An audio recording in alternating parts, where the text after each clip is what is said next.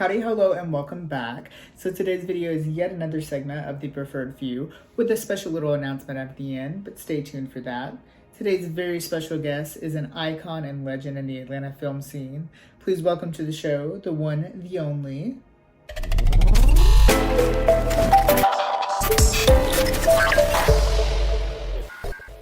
Welcome, Brandon. Hi, hello, how are you? We're starting. Hey. How are you? I'm good. How are you? I'm good. Are you tired? I'm extremely tired. felt. So we're gonna get right into it. You're a pretty special guest because you are. I'm gonna clock the T. You're the most successful guest out of all of the guests that we've had. But we'll get into that. So you got a long list to follow. But we met in 2018, 17.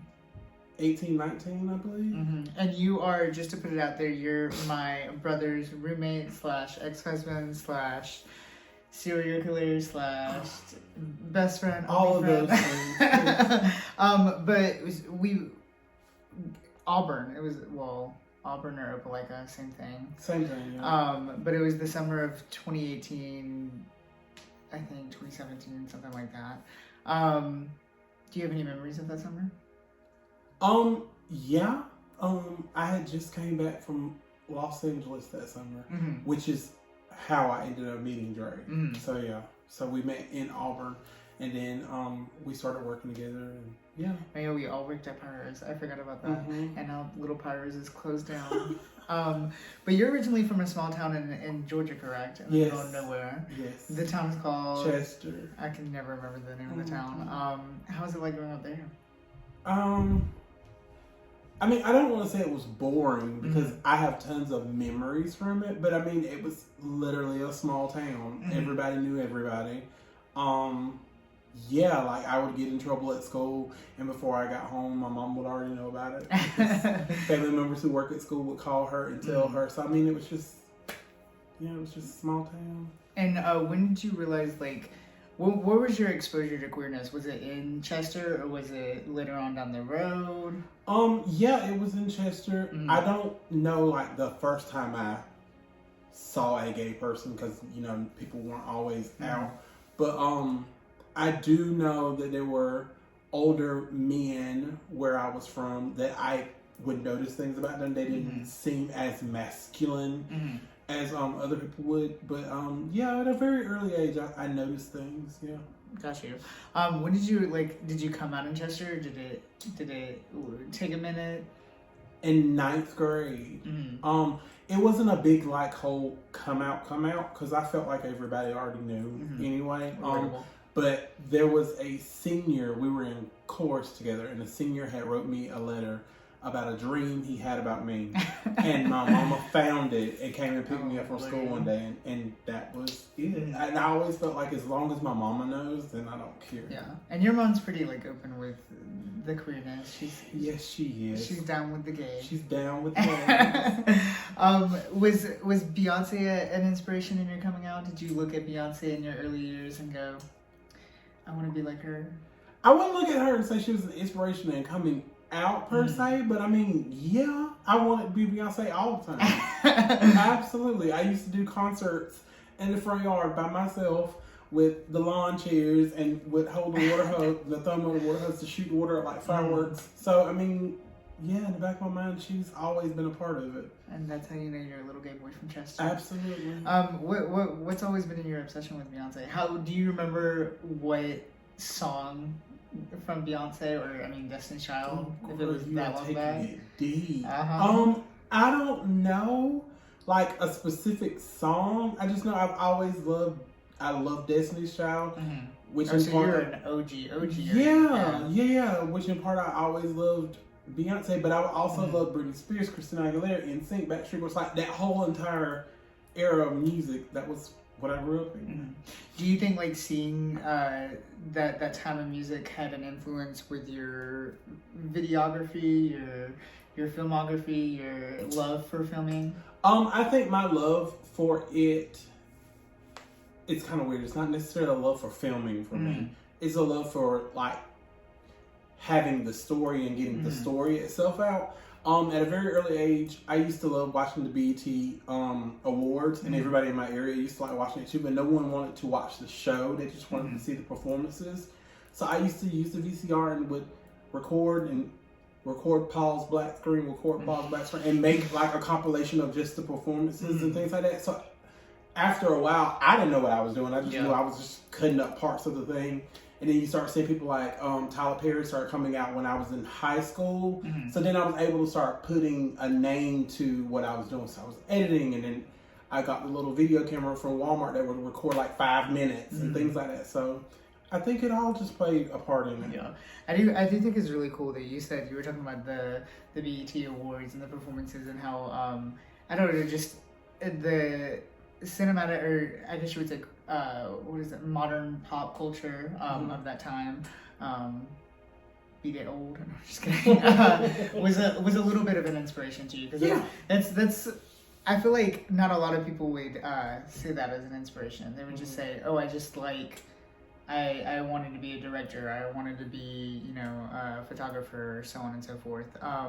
But you all currently are part of a production team in Atlanta called Pop Up Productions, correct? Yes. You want to talk about that for a minute? So yeah, the idea for Pop Up Productions, the name literally came from the equipment. I couldn't come up with a name, but I kept realizing I was like, everything collapsed down and then it would pop up, and then the name just came. So I was like, everything I have, I can pop it up, and then I can start filming, which is perfect. I never really wanted to step into the world. First, I never wanted to step into the world of reality TV. I just felt like it would be easier than trying to film like movies and TV shows, which is the complete opposite, because this is one of the hardest things I've ever had to do in my life, dealing with all those different personalities on a daily basis. Background for me is like management. So it's the exact same thing. Dealing with all these different personalities who whine and cry all the time, who want your attention for whatever reason. So it's really tough. But I would love to get more into the scripted series and films and things like that. But it's coming with time. Yeah. And I mean, we've discussed it.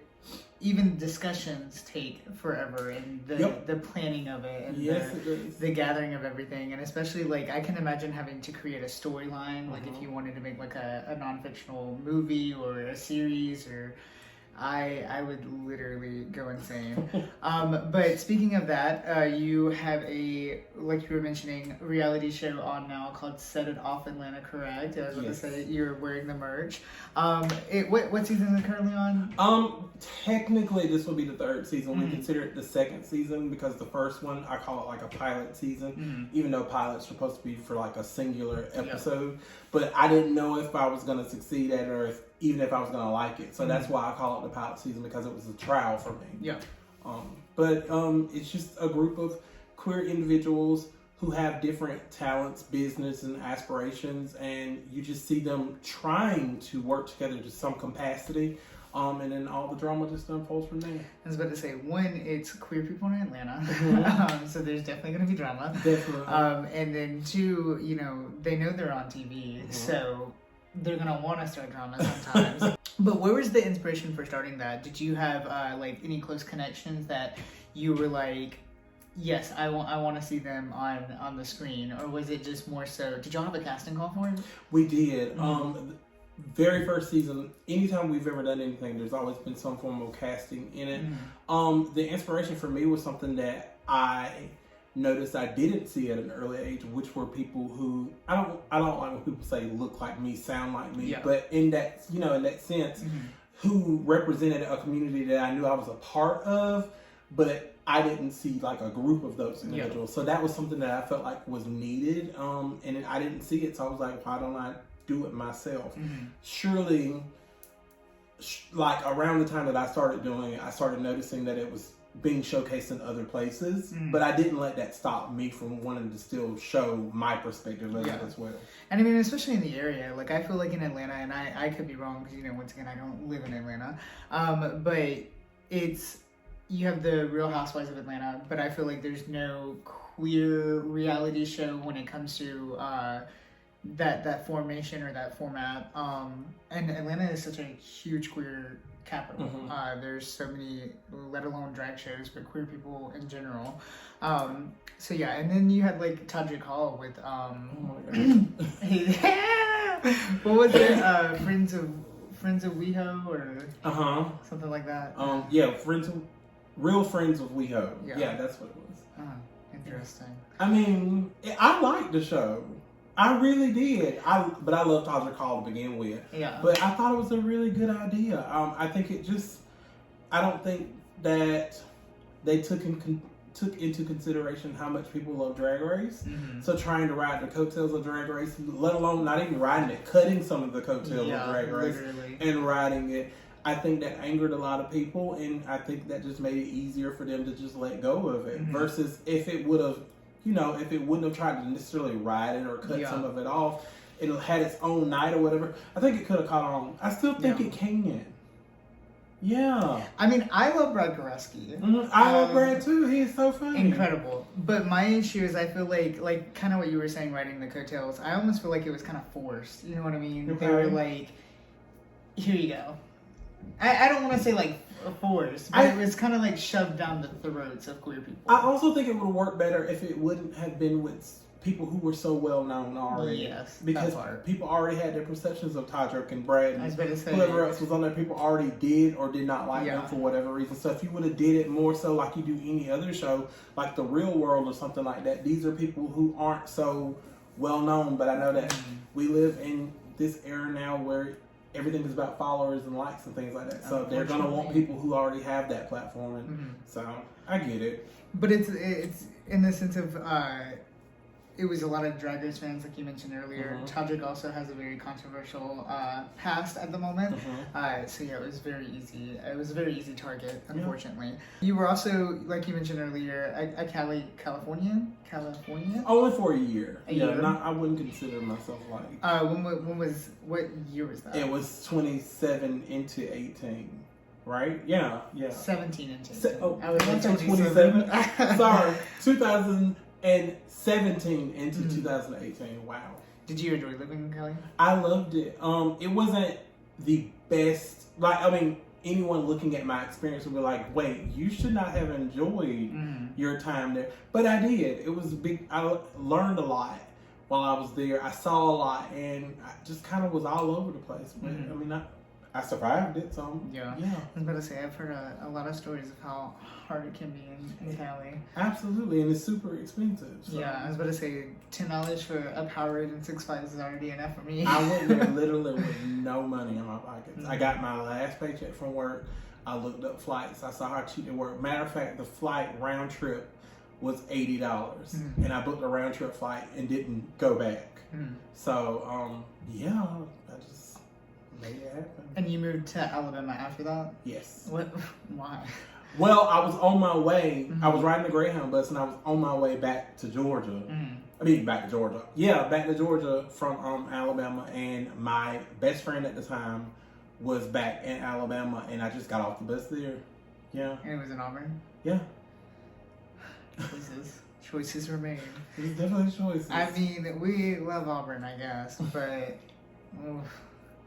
she's a rough city. But from Cali from Georgia, Chester, Georgia, to Cali to Alabama, and now in Atlanta, were there any other places in between? I've lived in Atlanta a couple times before all of that too. I mean, if you count being in the military, I was in Virginia. The places I've lived, that's about it. Oh, I lived in Memphis, kind of. Oh yeah, wipe that from memory. Yeah, I always forget about. The only memory I have with Memphis is going to see Chicks Mental in Memphis. Yeah, I always saw Todrick. Yeah. Oh yeah, forgot about that. Ooh, the Frank. But I mean, even with that, for some reason, my brain is like that was in a hotel room. But I think it's because y'all had just moved to Memphis, so y'all hadn't like unpacked anything at all. Because I remember we sat on the floor and watched the finale of season 10. I do not remember. It was the finale of season 10. I don't remember that at all. Yeah. But I don't remember what I had to eat yesterday, so. That is fair. But is Atlanta where you would say your heart stays, or do you see yourself going back to Cali? You recently just went to Seattle and said you were obsessed with it. It was nice. You said it was too cold though. Yeah, I was just there for 24 hours, so I didn't really get to experience it. No, and it wasn't cold; it was hot actually. Oh, But it got really, really cold at night. But during the day, it was very, very hot. Like I was confused because I was expecting it to be cold. But I guess Atlanta is home for me. I'm roughly about 2 hours away from going back home when I'm in Atlanta, and I've lived there 3 times at this point, and it's just familiar to me. I don't like moving around a lot or being by myself, so I guess I think this is it. Atlanta. Yeah, I mean, it's the big old peach. Why not? I guess. I mean, it's the South, but it's its own thing, kind of, in a sense. I feel like with your show, it fits Atlanta culture perfectly. Do you think that's a reason why it's also a time to stay there forever? That was a long question.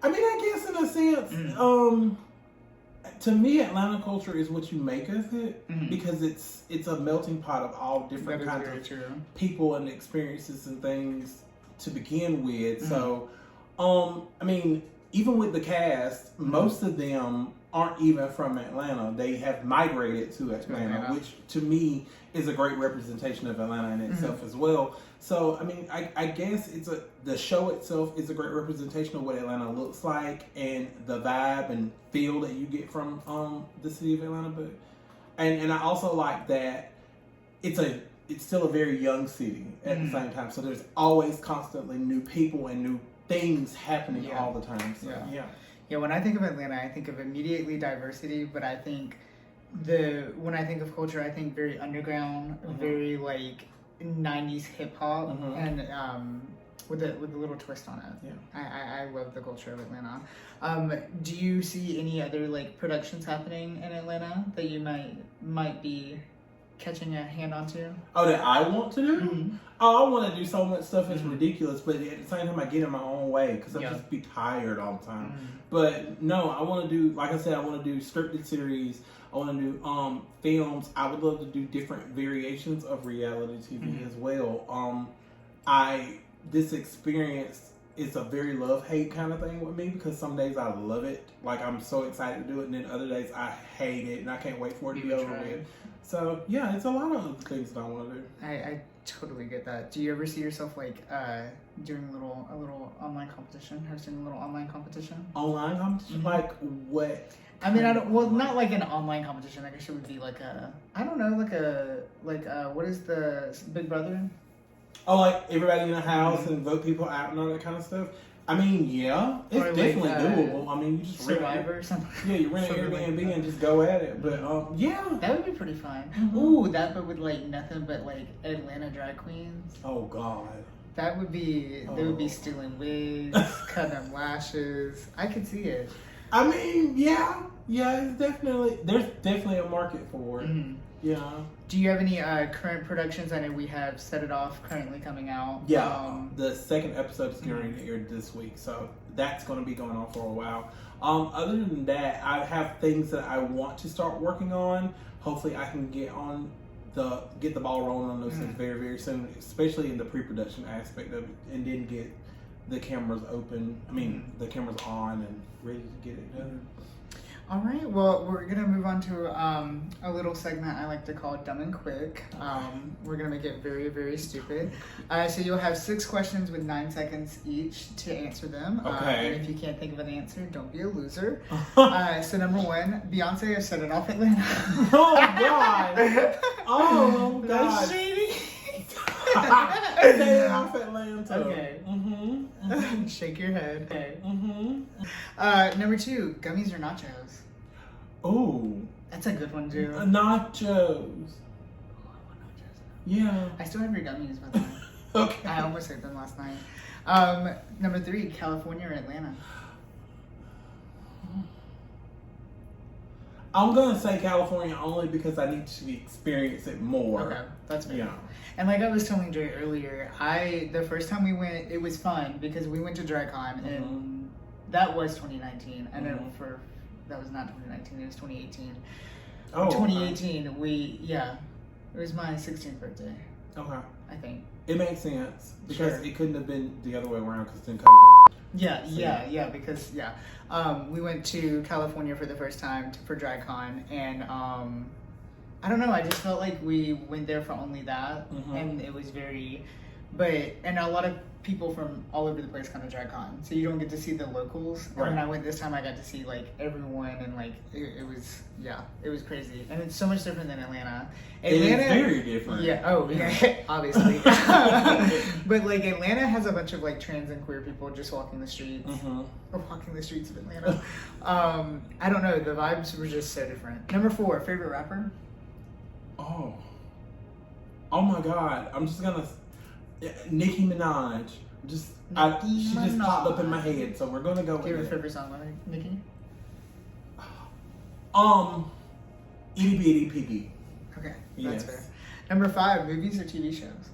Ooh, that's a tough one. Right now it's TV shows. Just on a side note from that, filming wise, would you rather film a movie or a TV show? Because you've had more experience with TV shows, correct? Yeah, I filmed some short films. I would probably say movie. Yeah. I feel like that would be fun. I mean, in the sense of YouTube's kind of like if you do it correct, a TV show, and it just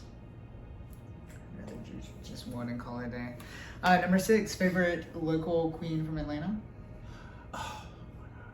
We're going with Drew Friday /7. I have no idea. Okay, that's okay. I'm gonna have to look it up. Get to know her. I'm gonna have to look it up. Yeah. I love what is her name? Gisela Banks. I don't know her. Oh, she's incredible. And then of course your favorite. We won't talk about her. Boy, I'm so confused. Anyways, where can they follow you on all your socials? I honestly forgot her name. My personal Instagram is at bit_that's Vic. So BIHH _THATSVIC. And then you can follow Pop-Up Productions on Pop-Up Productions ATL on Facebook, Instagram, all that good stuff. Got you. And you said Set It Off Atlanta official season 2. Official season 2 is airing now. Got you. And is there a specific day it airs on? 12 noon on Thursdays. Got you. So make sure to follow all the socials to make sure to catch a glimpse. And like I said, it is a great exposure of Atlanta culture and queer culture. It's a lot of shade too. The little teasers I see, and I'm like, ooh. You can follow me on all my socials at The Only Preferred. I keep it very simple. Make sure to like, comment, and subscribe for a brand new video every Sunday here on the TV series The Only Preferred. Stay queer and stay Atlanta. We interrupt this program to bring you a special report.